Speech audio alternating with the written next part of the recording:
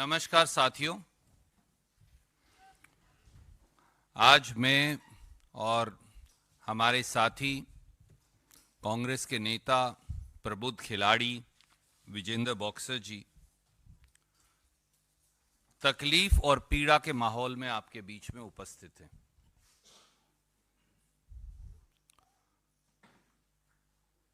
पहलवान बेटियों के यौन शोषण के आरोपी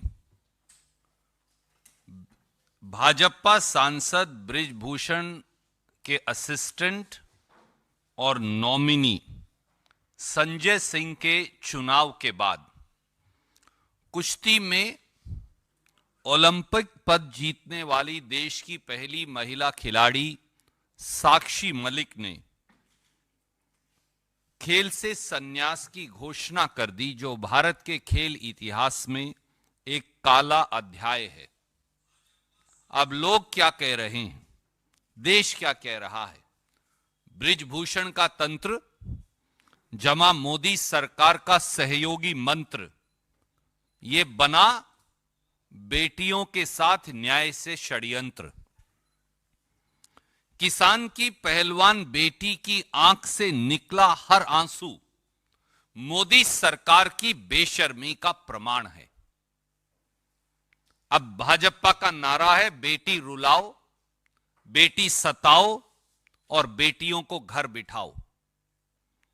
खिलाड़ियों के आंसुओं, बेटियों की बेबसी और खेलों से खिलवाड़ पर संसद और सरकार मौन धारण किए हुए।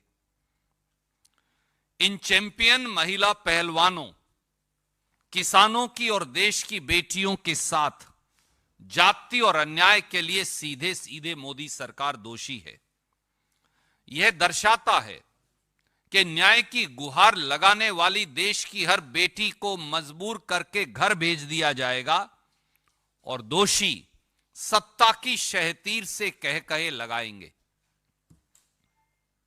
और बेटियों की बेबसी और लाचारी का मजाक उड़ाएंगे। शायद इसीलिए यौन शोषण के आरोपी और भाजपा के चहेते सांसद बृजभूषण ने कल भारतीय कुश्ती संघ के नतीजों के बाद कहा, एंड आई कोट, दबदबा था दबदबा रहेगा। यही नहीं, न्याय की गुहार लगाती हुई बेटियों को चिढ़ाते हुए बृजभूषण सिंह ने यह भी कहा और कहा, नकारते हुए बेटियों को कहा कि जो पहलवान राजनीति करना चाहते हैं वो करें। मोदी सरकार ने इसलिए यह साबित कर दिया है कि अब इस देश में गुण, शिक्षा और काबिलियत की जगह नहीं है, जगह है तो राजनीतिक दबदबे की। देश का दुर्भाग्य है कि रोहतक के मोखरा गांव, हरियाणा के मोखरा गांव में जन्मी हरियाणा के एक साधारण किसान परिवार की बेटी, जो देश के लिए ओलंपिक मेडल, पहली महिला पहलवान बनी ओलंपिक मेडल लाने वाली, वो उसे आज मोदी सरकार के दबदबे ने वापस घर जाने को मजबूर कर दिया है। देश की पहलवान बेटियां, मेरे साथी विजेंद्र सिंह भी बैठे थे उनके साथ, 39 दिन तक जंतर मंतर पर देश की संसद पर दस्तखत देती रही, सिसकती रही, रोती रही, न्याय की गुहार लगाती रही। पर प्रधानमंत्री जी, गृह मंत्री जी और खेल मंत्री जी ने उन्हें न्याय देने की बजाय उनको भाजपा की दिल्ली पुलिस के जूतों से कुचलवाया और सड़कों पर घसीटवाया। यह हाल तब था जब महिला पहलवानों ने खुद न्याय की गुहार देश के प्रधानमंत्री, गृह मंत्री और खेल मंत्री से लगाई थी और आखिर में सुप्रीम कोर्ट जाना पड़ा। सुप्रीम कोर्ट के दखल के बाद एफआईआर तो दर्ज हुई, पर दोषी भाजपा सांसद, भाजपा के चहेते सांसद बृजभूषण को गिरफ्तार नहीं किया गया, वो खुला घूमता रहा। इससे बड़ी राष्ट्रीय शर्म की बात क्या होगी कि पूरी दुनिया में देश का नाम रोशन करने वाली पहलवान बेटियों और पहलवान खिलाड़ियों को अपने मेडल गंगा मैया में बहाने पड़े। कारण केवल इतना कि बृजभूषण सिंह को मोदी सरकार का संरक्षण प्राप्त है। और यह केवल भारतीय कुश्ती संघ नहीं, BCCI, board of control of cricket in India समेत सारे संघों पर, खेल के संघों पर भाजपाई नेताओं का आज कब्जा है। मोदी जी तो कहते हैं कि खेल संघों को राजनीतिक हस्तक्षेप से छुट्टी दिलवा दी, पर सच्चाई इसके विपरीत है।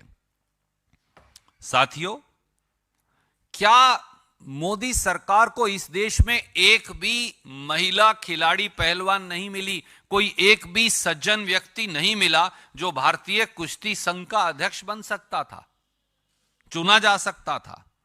अगर यही आलम रहा तो इस देश की बेटियां और उनके अभिभावक, उनके माता पिता और परिवार किस पर विश्वास कर अपनी बेटियों को खेलने के लिए भेजेंगे? यह अत्याचार साक्षी मलिक के साथ नहीं, यह अत्याचार विनेश फोगाट के साथ नहीं, यह अत्याचार विजेंदर बॉक्सर और इन जैसे अनेक काबिल खिलाड़ियों के साथ नहीं, यह अत्याचार, इस अत्याचार ने देश की करोड़ों बेटियों की उम्मीद तोड़ दी है और इसके लिए सीधे मोदी सरकार जिम्मेवार है। देश की बेटियों के सवाल ये भी हैं, मोदी सरकार चुप क्यों है? देश की बेटियों के सवाल ये भी हैं, देश की संसद अब किसान की बेटी, पहलवान बेटियों के अपमान पर चुप क्यों है? देश की राष्ट्रपति, जो खुद एक महिला हैं, वो एक शब्द क्यों नहीं बोल रही? देश के प्रधानमंत्री एक शब्द क्यों नहीं बोल रहे? देश के लोकसभा और राज्यसभा के सभापति महोदय एक शब्द क्यों नहीं बोल रहे? और देश का खेल जगत और उसकी नामी गिरामी हस्तियां वो चुप क्यों हैं? तो क्या मान लिया जाए कि अब इस देश में दबदबा, डर, भय और अन्याय ही न्यू इंडिया का नॉर्मल है? मैं मेरे साथी विजेंद्र भाई से, जो मन की भावनाएं गांव की सरल भाषा में हम लगातार बोलते हैं, उन्हें कहूंगा कि वो अपनी टिप्पणी देंगे और उसके बाद हम आपका सवाल लेंगे। थैंक यू भाई साहब, बहुत जल्दी आपने लोगों को समझा दिया कि क्या कहना चाहते हैं और कांग्रेस पार्टी का क्या रुख है इसके ऊपर। एक खिलाड़ी होने के नाते, एक प्लेयर होने के नाते, एक खिलाड़ी, महिला खिलाड़ी का मैं दर्द समझ सकता हूँ। और जो कल का दिन था वो हिंदुस्तान के इतिहास में खेलों के स्पेसी, जो मैं एक शब्द यूज करूँ तो उसमें काला दिन है। एक ओलंपिक मेडलिस्ट रिटायरमेंट ले लेता है कि उसको, उसके साथ सेक्सुअल हरासमेंट हुआ, उसके लिए उसने फाइट की, उस फाइट में वो हार जाती है और उसको सरकार की तरफ से कहते हैं कि उसको कोई न्याय नहीं मिलता और उसके बाद में उसको रिटायरमेंट लेना पड़ता है, तंग होके, दुखी होके, परेशान होके। बस मेरे एक दो छोटे छोटे सवाल हैं कि अगर ये आपकी किसी माँ, बहन, बेटी के साथ हुआ होता, क्या तब भी आप लोग ऐसे ही चुप रहते? या मोदी सरकार तब भी ऐसे ही चुप रहती? इसको,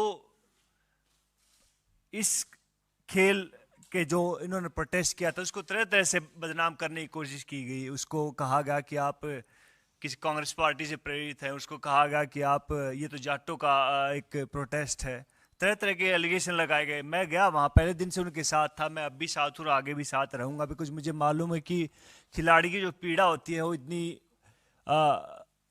आसानी से नहीं जाती, बिकॉज वो लड़ाई चाहते हैं और लड़ना जानते हैं। और मैं चाहूँगा कि उनके साथ न्याय हो और जितने भी लोग, जितनी भी आवाम है हिंदुस्तान की, वो एक बात ज़रूर सोचे कि भैया एक इतना बड़ा खिलाड़ी हमारे पास, कहते कि गिने चुने मुट्ठी भर, कहते कि हम काउंट कर सकते हैं उंगलियों पर कितने ओलंपिक मेडलिस्ट हैं, उनके साथ इस तरह का व्यवहार किया जा रहा है, तो जो आम जो जनता है, आम जो नागरिक है, उनके साथ क्या होगा? एक बार सोचिएगा जरूर इस बात को। और बड़े दुख से उसने रिटायरमेंट लिया। हमारे लिए भी बहुत, मेरे को बहुत कहते कि शौक लगा कि यार ऐसे नहीं होना चाहिए था। और विनेश फोगाट तो प्रधानमंत्री जी से पहले भी मिली थी, उसकी पूरा परिवार मिला था कि मेरे साथ ये सब चीज़ें हो रही हैं, लेकिन फिर भी वहाँ से कोई उन्होंने न्याय नहीं मिला। और एटलीस्ट उन्होंने अपनी एक रिटायरमेंट की घोषणा की। तो भैया इससे खेल जगत बहुत दुखी है, परेशान है। और हम हर खिलाड़ी के पास जाएंगे, हर स्टेडियम में जाएंगे, हर अखाड़े में जाएंगे, उनसे बात करेंगे कि भैया महिला सेफ्टी के ऊपर बात हो, खिलाड़ियों की रोज़गार पर बात हो। उनके साथ कंधे से कंधा मिलाकर हम पहले भी खड़े थे, अब भी खड़े हैं और आगे भी खड़े रहेंगे। जय हिंद, जय भारत। Any questions? कोई आपका प्रश्न है? ये चुनाव जीते और वो पहले दिन से कह रहे थे कि कोई भी हो लेकिन चुनाव जीतेंगे, और चुनाव परिणाम भी उनके पक्ष में रहा। क्या आपको लगता है कि जो चुनाव हुए वो निष्पक्ष नहीं हुए, क्योंकि वाइस प्रेसिडेंट तो खिलाफ वाला मुकाबला जीता है? आदरणीय साथी, कल मेरे साथी विजेंद्र सिंह जी ने, ये बहुत सरल स्वभाव के हैं, इनका राजनीति से नहीं, क्योंकि लेना देना खिलाड़ी हैं, इन्होंने एक बात कही, मैं वो दोहराता हूं। खिलाड़ी संघ जो देश में है वो राजनीतिक दबदबा और पैसे के बल से चल रहे हैं। ये कड़वा सत्य है, ये मैं भी जानता हूं, आप भी जानते हैं, आपके दर्शक भी जानते हैं। जिसकी लाठी उसकी भैंस। जब तक आप खिलाड़ी संघों को जिसकी लाठी उसकी भैंस से चलाते रहेंगे, तो जैसा आप कह रहे थे, ओलंपिक मेडलिस्ट जो हैं वो गिनतियों पर गिने जाएंगे। 140 करोड़ के देश में, जो दुनिया में सबसे बड़ी जनसंख्या का देश है, जिस दिन खिलाड़ी संघों में ईमानदार खिलाड़ी, खेल के चाहने वाले लोग उनके मुखिया बन जाएंगे, परिस्थिति बदल जाएगी। एक कहावत है हरियाणा की, घर की भई काका लिखनिया। मैंने किसी और संदर्भ में भी कहा था, संसद में, ये अंधा बाटे सीरनी मुड़ मुड़ अपने को दे, वो हिंदी की कहावत है। चित भी उनकी, पट भी उनकी, एक और कहावत है। ये तीन कहावत खेल संघों की के चयन, चुनाव और उसकी राजनीति को दर्शाती। Yes ma'am, yes ma'am, you. Hello sir, Brenda Tilsian from Hindustan Times. So sir, my question is, sir, of course, the display that Sakshi Malik has now shown, that she has cried, she has also given up the position. Is this the time when international media will also start pressurizing the BJP government, and BJP government will now be forced to come ahead and answer for the things that they have done? Sorry, say again please. The question was too long, I missed it. Sir, so of course, now that she has given up the position and also cried in front of the media and everyone has covered it, is this the time where international media will also be covering it, and the BJP government will finally be pressurized into making a statement and removing the minister? Yes. First of all, my friend, I am at least one person who still has hope that more than the international media, my friends in the media will pick it up. For it is our duty, mine, his, hers, and all of us, to ensure that the sports federation are rid of the control of politicians who have nothing to do with sports. I'm also raising a larger issue with you. That's the first thing that any sports women or men want in India.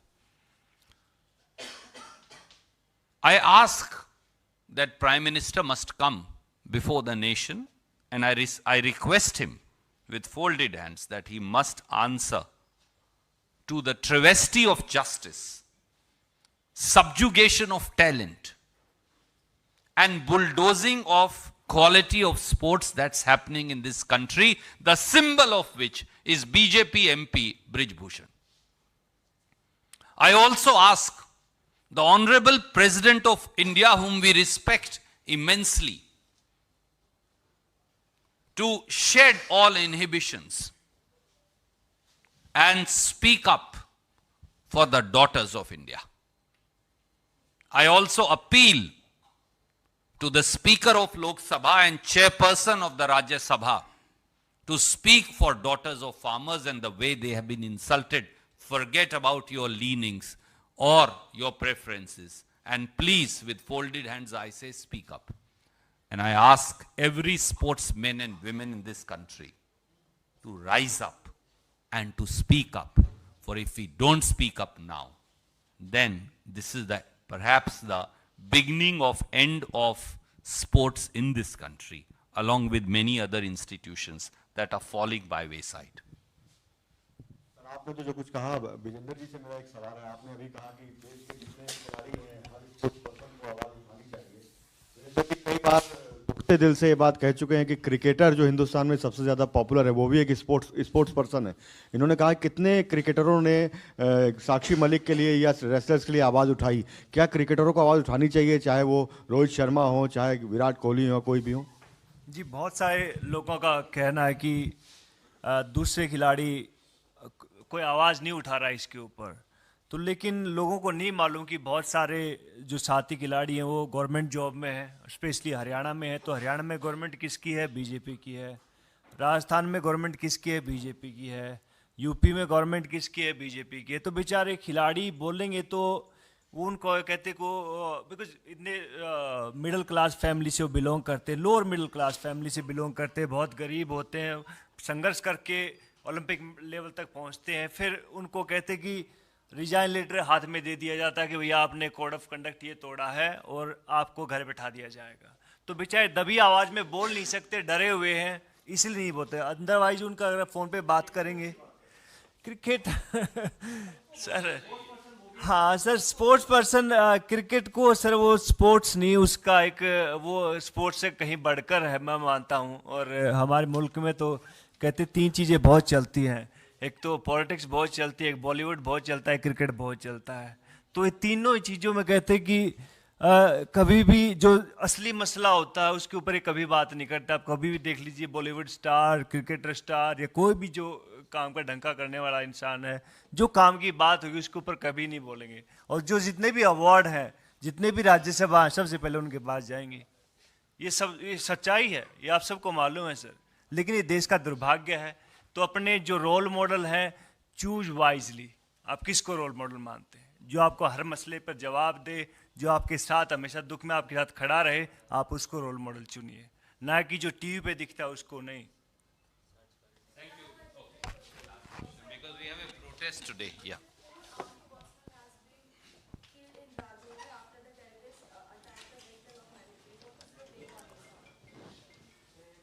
On behalf of Indian National Congress, we pay our homage to the martyrs